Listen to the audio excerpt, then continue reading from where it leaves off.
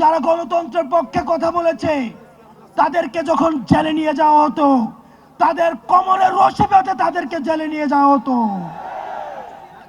কিন্তু আমরা দেখছি আজকে যাদের হাতে 2000 শহীদের রক্তের দাগ লেগে আছে, তারা যখন জেল থেকে বের হয় মনে হয় শ্বশুর বাড়িতে পিকনিক করতে আসছে। আমরা খবর পেয়েছি ক্যান্টনমেন্ট গুলাতে, জেলখানা গুলাতে নাকি রাতের বেলায় ব্যাডমিন্টন খেলার আয়োজন করা হয়।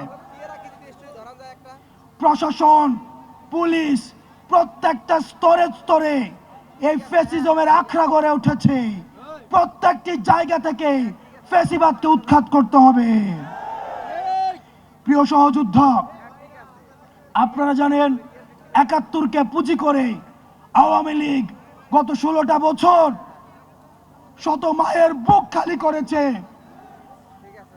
শত স্ত্রীকে বিধবা করেছে, শত সন্তানকে এতিম করেছে, শত মাকে সন্তান হারা করেছে।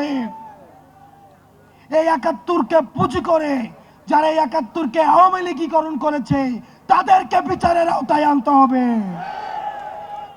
71কে পুঁজি করে যাদের ইজ্জত লুণ্ঠন করা হয়েছে, যাদেরকে ফাঁসিতে ঝুলানো হয়েছে, যেই ফ্যামিলিগুলোকে মানুষের সামনে লজ্জিত করা হয়েছে, সেই ফ্যামিলিগুলোর ইজ্জত ফিরিয়ে দিতে হবে। প্রিয় সহযোদ্ধা, আপনারা দেখেছেন প্রশ্নবিদ্ধ এক বিচারের মধ্য দিয়ে আমাদের দেশের উল্লেখযোগ্য আলেমদেরকে ফাঁসিতে ঝুলিয়ে হত্যা করা হয়েছে। আপনারা জানেন ক্ষমতার লোভে অনেক রাজনৈতিক দল আওয়ামী লীগকে মাফ করে দেওয়ার আলাপ তুলেছে।